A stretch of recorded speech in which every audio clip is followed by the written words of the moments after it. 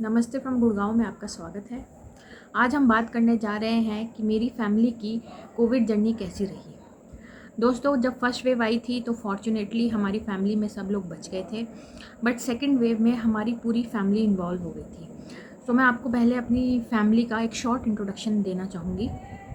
मेरा नाम इशिता है एंड मेरी फैमिली में हम 3 लोग हैं।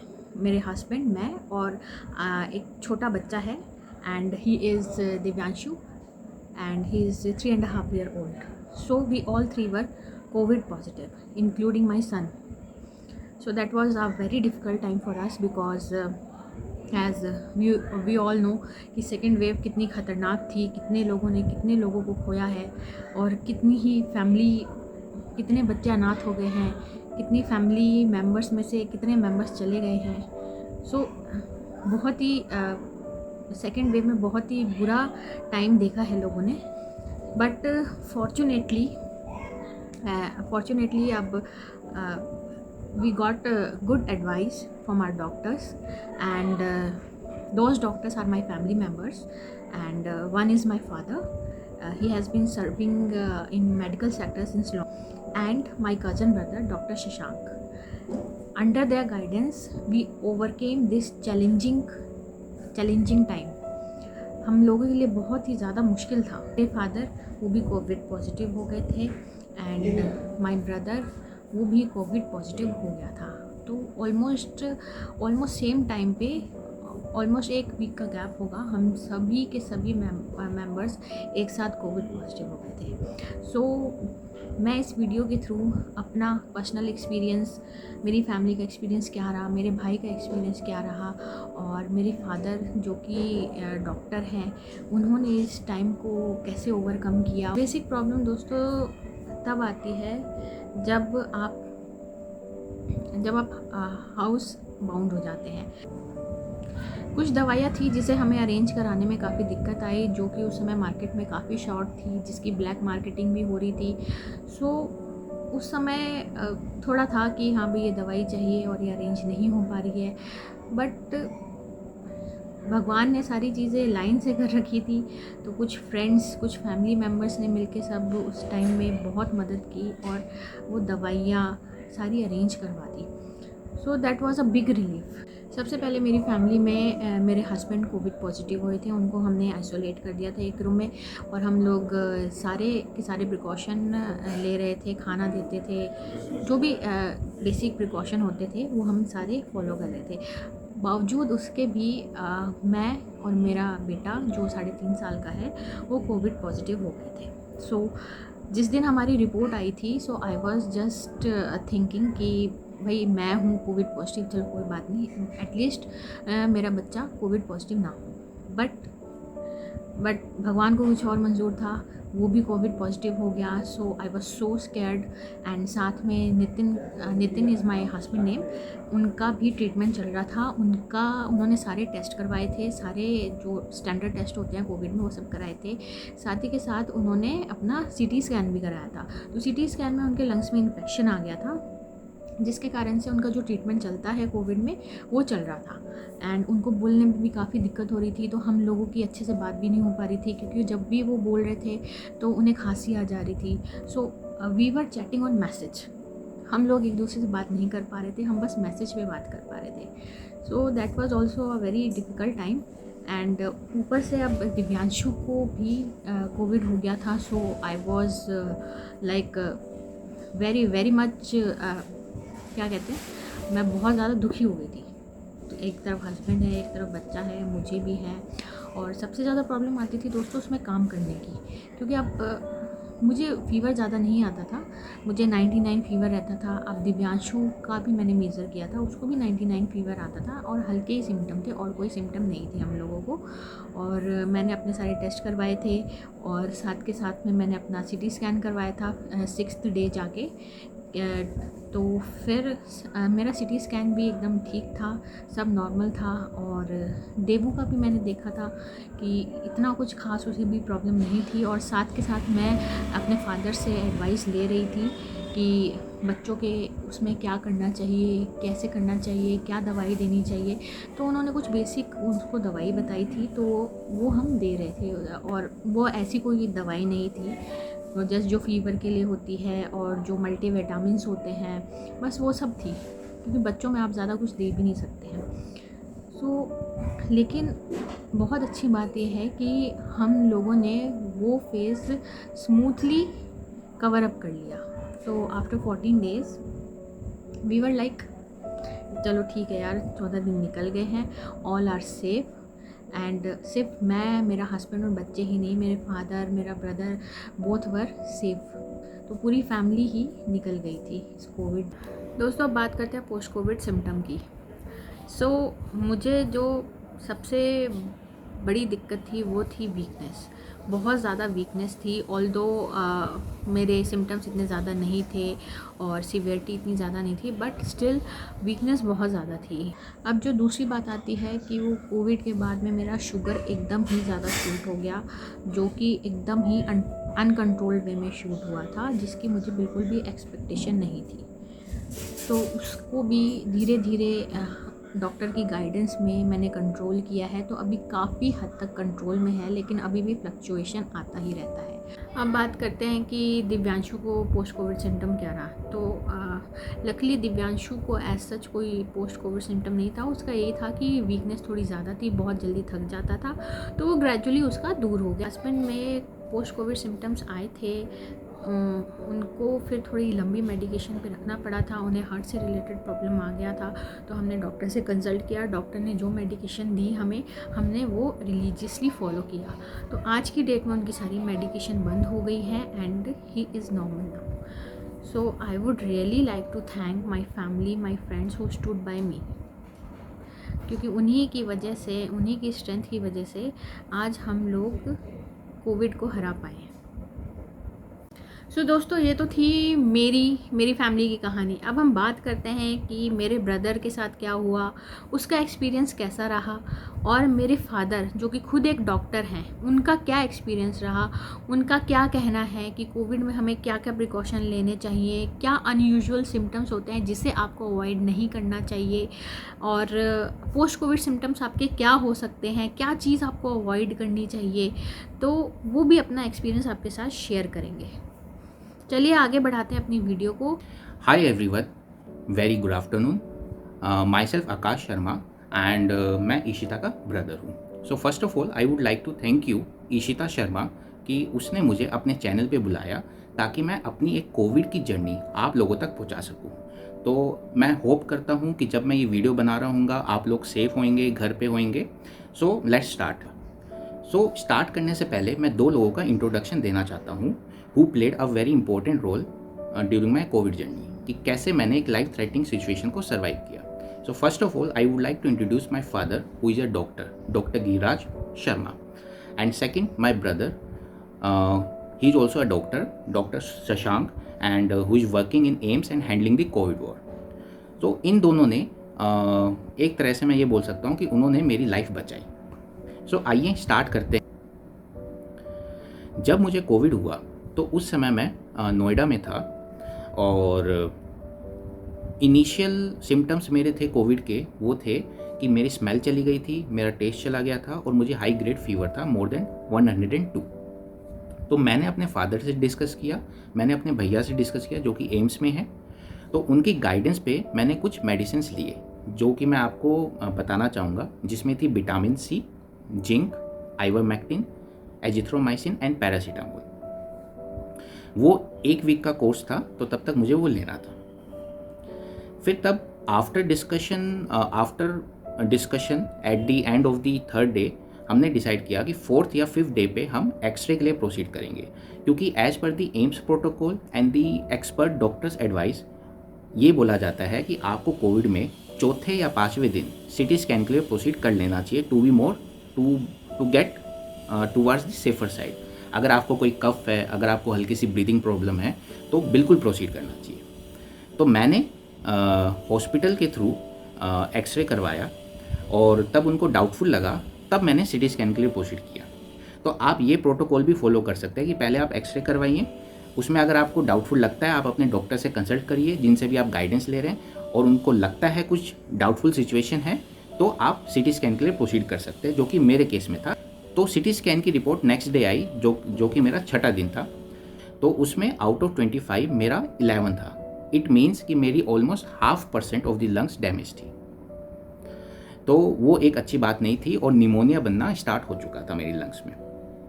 तो वो एक सिचुएशन लाइफ थ्रेटनिंग की तरफ जा सकती थी अगर हमने सही से प्रिकॉशन और सही से प्रोटोकॉल फॉलो नहीं किए होते। नेक्स्ट डे मैंने अपने फादर से डिस्कस किया एंड मैंने अपने भैया से डिस्कस किया कि क्या करना चाहिए इस कंडीशन में, क्या मुझे हॉस्पिटल जाना चाहिए या मुझे घर पे ही ट्रीटमेंट करना चाहिए, क्योंकि मैं नोएडा में क्वारंटीन था।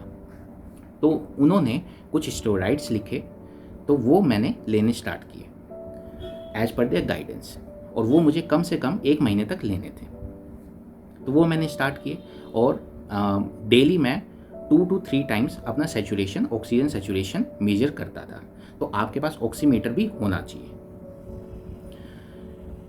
तब ये सारी बात हो गई। तो उसके बाद तब 8वां या 9वां दिन था मेरा, तब मेरा सैचुरेशन एकदम से डाउन गया। पहले मेरा सैचुरेशन आता था ऑक्सीमीटर में अराउंड 97 to 98, जो कि एक सही सैचुरेशन माना जाता है। 95 से नीचे हम जनरली मानते हैं कि ये सिचुएशन अच्छी नहीं है और आपको हॉस्पिटलाइज हो जाना चाहिए। तो 8वें दिन मेरा सैचुरेशन 95 से नीचे आ गया था, पर मैंने पैनिक नहीं किया। मैं अपनी मेडिसिन्स लेता रहा, जो कि मेरे डॉक्टर्स ने बताई थी, मेरे फादर एंड मेरे भैया ने बताई थी। और रात को जनरली मेरा सैचुरेशन 90 से नीचे चला जाता था, क्योंकि इसमें मैं आपको एक पॉइंट हाईलाइट करना चाहूँगा। जनरली क्या होता है कि रात को शैलो ब्रीदिंग होती है, तो रात को नॉर्मल पर्सन का भी जो सैचुरेशन होता है वो कम हो जाता है। तो उसमें आपको पैनिक करने की नीड नहीं है। जैसे मैं खुद अपने आप को संभाल रहा था, पर मैं पैनिक नहीं हुआ, क्योंकि मेरे पास गाइडेंस थी डॉक्टर्स की। मैंने ऑक्सीजन सिलेंडर का अरेंजमेंट किया था, जो कि थोड़ा मुश्किल से मिला था, क्योंकि आप जानते हैं उस समय क्या कंडीशन थी। तब 4 लाख केसेज आ रहे थे पर डे के, और मोर देन 3500 डेथ्स हो रही थी। ना आपको मेडिसिन मिल रही थी ईजिली, ना आपको ऑक्सीजन सिलेंडर मिल रहा था ईजिली, ना आपको हॉस्पिटल्स मिल रहे थे, कुछ नहीं मिल रहा था।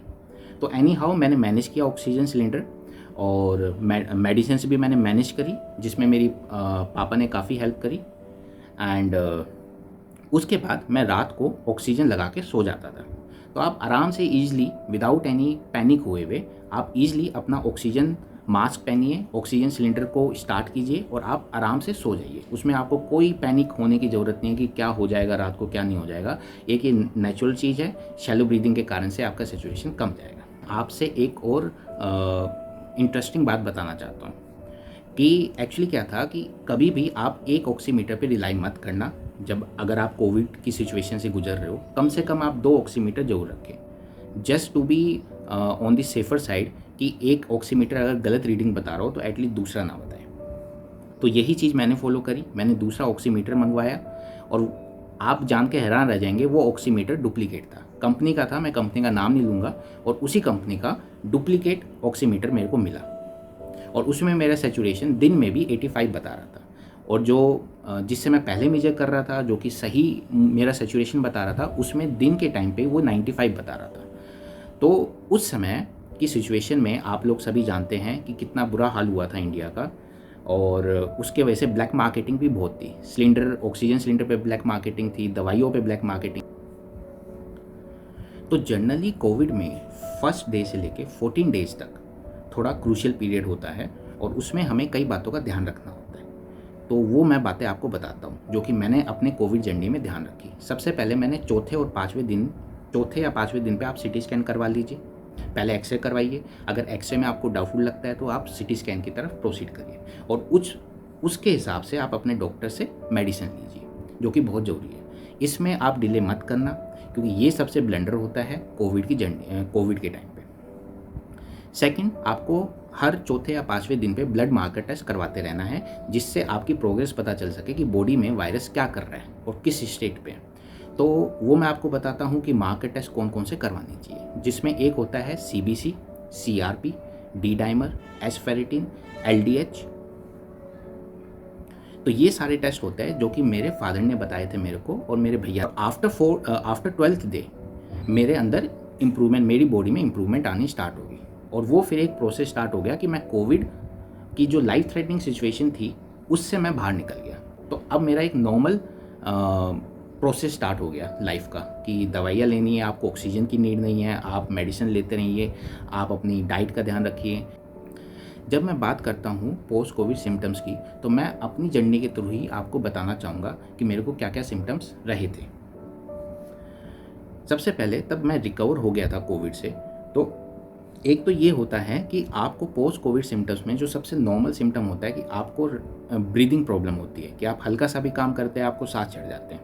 तो उसमें आपको घबराने की ज़रूरत नहीं है, क्योंकि बॉडी टाइम लेती है थोड़ा, क्योंकि लंग्स में जो वायरस ने ब्लड क्लॉट्स बनाए थे उसको रिमूव करने में टाइम लगता है, और वो काम स्टेरॉइड्स करते हैं। आपके लंग्स में इन्फेक्शन है तो सेकंड जो सिम्पटम आता है कि मसल पेन आ सकता है, मसल क्रैम्प आ सकता है, कहीं पे भी बॉडी में आ सकता है, तो उसमें भी आपको पैनिक होने की ज़रूरत नहीं है। तीसरे की मैं जब बात करता हूँ तो तीसरे में आ जाता है कि जैसे जनरली लोग बाग क्या करते हैं कि रिकवर होने के बाद एक्सरसाइज स्टार्ट कर देते हैं, तो आपको हैक्टिक शेड्यूल नहीं करना। चौथा पोस्ट कोविड सिम्टम होता है कि जैसे आपको एंजाइटी होना, स्ट्रेस आउट होना, नींद नहीं आना। तो ये एक नॉर्मल चीज़ है, क्योंकि आप एक लाइफ थ्रेटनिंग डिजीज़ से रिकवर हुए हैं। लोगों को मैं अवेयर कर सकूं कि मेरे कुछ एक्सपीरियंस से आपको अगर सहायता मिलती है तो इससे बढ़िया और कोई चीज़ नहीं है। सो मैं उम्मीद करता हूं कि आपको ये वीडियो पसंद आया होगा। हेलो गाइस, मैं डॉक्टर गिरिराज हूँ और अभी कोरोना से रिकवर हुआ हूँ। कोरोना से कुछ अनकॉमन चीज़ें जो हैं, कॉमन चीज़ें तो आपको पता है ही, कुछ अनकॉमन चीज़ें मैं आपसे शेयर करना चाहता हूँ। प्लस 14 दिन में आइसोलेशन में रहा, तो उन 14 दिनों में क्या क्या फीलिंग आई, एक दो चीज़ मैं भी ये भी शेयर करूँगा आप लोगों से। तो मेरा कोरोना सिम्टम स्टार्ट हुए थे जब मैंने कोरोना की सेकेंड डोज लगाई थी। उसी दिन मेरे को हल्का फीवर आया, तो मैंने सोचा कि ये वैक्सीन की वजह से जो फीवर आता है वो होगा, लेकिन फीवर 99 से ऊपर नहीं गया। और उसके बाद फीवर 99 भी नहीं रहा, 99 से कम फीवर आता था, लेकिन फीवरिश फीलिंग होती थी। मुझे ऐसा लगता था कि मेरे बुखार है, लेकिन थर्मामीटर के नापने पर बुखार नहीं आता था। 4-5 दिन तो मैं इसी उपायों में रहा कि हो सकता है कि ये सेकेंड डोज जो वैक्सीन लगी है इसकी वजह से मुझे बुखार आता है। लेकिन जब 5 दिन के बाद भी कोई सिम्टम रहे, तब थोड़ा सा मैं थोड़ा अलर्ट हुआ और मैंने अपना कोरोना टेस्ट करवाया। कोरोना टेस्ट नेगेटिव आया, मैं थोड़ा सा निश्चिंत हुआ, लेकिन फिर मेरे मन में शक था, तो मैंने ब्लड सैंपल्स लिए कोरोना से रिलेटेड, वो पॉजिटिव आए। उसके बाद मैंने फिर सीटी टेस्ट कराया, तो सीटी टेस्ट भी पॉजिटिव आया, और इससे मेरा को कोरोना कंफर्म हो गया कि मैं कोरोना से ग्रसित हूँ। उसके बाद डॉक्टर की सलाह के हिसाब से मैंने दवाइयाँ शुरू कर दी। 14 दिन आइसोलेशन में रहा। आइसोलेशन में कई तरह के विचार आते हैं, तो कभी ये ना हो जाए, कभी वो ना हो जाए, थोड़ा डर भी बना रहता है। और कोरोना से मैं आप सभी को सलाह दूंगा, कोरोना से हमेशा डरना चाहिए। कोरोना के प्रति कभी भी लापरवाही ना बरतें, क्योंकि एक बार कोरोना वायरस अंदर घुस गया, उसके बाद उसकी मर्जी है क्या करे। ये फिर आपके हाथ में नहीं है, कितना बढ़ेगा कितना नहीं बढ़ेगा, ये उसकी मर्जी होती है। तो कोरोना को बिल्कुल लाइटली ना लें, और आप सभी उपाय करें। टेस्ट सभी करवाने चाहिए। निश्चिंत नहीं रहना चाहिए कि मेरे पर कोरोना कोई असर नहीं होगा, कोरोना मेरा कुछ नहीं करेगा। अपना ऑक्सीमीटर से, पल्स ऑक्सीमीटर से ऑक्सीजन सैचुरेशन दिन में 3 बार जरूर चेक करते रहना चाहिए। इसमें ये नहीं सोचना चाहिए कि मैं तो ठीक हूँ, मेरे सांस ठीक है, मेरे सांस तेज नहीं चल रहा है, मुझे सांस में कोई दिक्कत नहीं है, तो मैं क्यों चेक करूँ।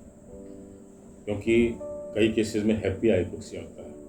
हैप्पी हाइपोक्सिया के बारे में मैं बता दूँ कि ऑक्सीजन सैचुरेशन कम हो जाती है, 85 से भी नीचे चली जाती है, लेकिन पेशेंट को कोई ब्रेथलेसनेस नहीं होती, कोई सांस नहीं फूलता, कुछ भी नहीं फूलता, तो वो सोचता है कि मेरे कुछ भी नहीं है, लेकिन उसका सैचुरेशन 85 से नीचे जा चुका होता है, और फिर एकदम से वो डाउन चला जाता है, एकदम से नीचे जाता है, फिर उस समय रिस्की मामला होता है। तो 10-12 दिन में, 14 दिन में जब भी आप आइसोलेशन में रहते हो, आपको पल्स ऑक्सीमीटर से दिन में 3 या 4 बार ऑक्सीजन सैचुरेशन जरूर से जरूर देखना चाहिए। आइसोलेशन में आप लोगों को पॉजिटिव सोच हमेशा रखनी चाहिए, नेगेटिव सोच से बचना चाहिए, क्योंकि घबराहट वैसे भी आदमी को खूब रहती है, और कोरोना का डर मन में छाया रहता है कि क्या पता कोरोना अपना क्या रूप ले लेगा। कभी भी यूट्यूब पर नेगेटिव वीडियो ना देखें, कोरोना से रिलेटेड कोई भी वीडियोस नहीं देखने चाहिए। इससे क्या होता है कि आदमी में घबराहट बनती है, आइसोलेशन में आदमी वैसे होता है, आप सोच सोच के आदमी वैसे बेहाल हो जाता है। तो मैं सभी को ये सलाह दूंगा कि कोरोना से रिलेटेड यूट्यूब या किसी भी चैनल पर नेगेटिव वीडियोस ना देखें। दूसरा, ऐसे मरीज़ जो डायबिटिक हैं और जिनको ब्लड प्रेशर है या हार्ट की बीमारी है, उनको विशेष सावधानी बरतनी चाहिए। कोरोना से रिकवर होने के बाद भी उनको थोड़ा लंबे टाइम तक दवाई एडवाइजेबल की जाती है, क्योंकि कोरोना में ब्लड क्लोट्स बनते हैं। ब्लड क्लोट्स जब आपके हार्ट में जाते हैं तो हार्ट अटैक हो सकता है, आपके ब्रेन में चले जाएं तो लकवा मार सकता है। तो उन ब्लड क्लोट्स को रोकने के लिए दवाई थोड़ी लंबे टाइम तक खानी पड़ती है। पर्टिकुलरली ऐसे मरीज़ जिनको डायबिटीज़ है और जिनको हार्ट की प्रॉब्लम है या हाइपरटेंशन है, वो अपने डॉक्टर की सलाह से थोड़े लंबे दवाई तक खानी चाहिए। ऐसा नहीं कि भाई 14 दिन पूरे हो गए तो मेरी दवाई भी पूरी होगी। ऐसे मरीज को थोड़ी लंबी दवाई खानी पड़ सकती है। आपने कई केस देखे होंगे कि कोरोना से रिकवरी में कई लोगों को हार्ट अटैक आ गया, कई लोग एक्सरसाइज जल्दी शुरू कर देते हैं, हैवी एक्सरसाइज करने लग गए, उनको एक्सरसाइज करते करते हार्ट अटैक आ गया, उनकी डेथ हो गई। तो इन चीज़ों का विशेष ध्यान रखना चाहिए। पोस्ट कोविड सिम्टम्स में ये चीज़ें आ सकती हैं, तो कोरोना से कम 1-2 महीने तक आपको विशेष सावधानी बरतने की ज़रूरत है। अब थर्ड वेव की भी स्पेकुलेशन हो रही है, पूरी अफवाहों का जोर है कि थर्ड वेव कभी भी आ सकती है, थर्ड वेव आने वाली है। एक नया वायरस और आ चुका है, डेल्टा प्लस आ चुका है। अभी तक डेल्टा था, अब डेल्टा प्लस आ चुका है और वो थर्ड वेव को वो इससे भी ज़्यादा खतरनाक बता रहे हैं। तो बचाव का सिर्फ एक ही तरीका है, कोरोना से बचाव का एक ही तरीका है, कोविड अप्रोप्रिएट बिहेवियर। इसका मतलब मास्क हमेशा लगाइए, भीड़ भाड़ इलाके में जाने से बचिए, किसी से बात कर रहे हैं तो कम से कम 2 गज की दूरी या 2 मीटर की दूरी मेंटेन करिए, हाथ बार बार धोते रहिए और in the last but not the least, vaccine जब आपका नंबर आए ज़रूर लगवाना चाहिए। वैक्सीन ही एकमात्र इसका उपाय है जिससे आप कोरोना से बच सकते हो, क्योंकि वैक्सीन लगे हुए आदमियों में इतना सीवियर डिजीज़ नहीं होती है कि अस्पताल में भर्ती होना पड़े। हल्के फुल्के सिम्टम से आदमी निकल जाता है। तो वैक्सीन का सबसे बड़ा फ़ायदा ये है कि वैक्सीन से डिजीज़ सीवियर रूप में नहीं आती है, हल्के फुल्के होकर चली जाती है। आदमी की भर्ती होने के चांसेस बहुत कम होते हैं, डेथ के चांसेस तो नहीं के बराबर होते हैं। गाइज, मेरी आपसे हाथ जोड़ के यही विनती है कि आप प्रॉपर कोविड बिहेवियर अपनाइए, जिसमें आप मास्क पहनिए और अपनी बारी आने पे वैक्सीनेशन लगवाना बिल्कुल ना भूलें। और मेरी यही प्रार्थना है कि आप लोग हेल्दी रहें, सेफ़ रहें और जाते जाते मेरी वीडियो को लाइक, कमेंट, शेयर करना बिल्कुल ना भूलें। मिलते हैं आपसे नेक्स्ट वीडियो में। Thank you very much.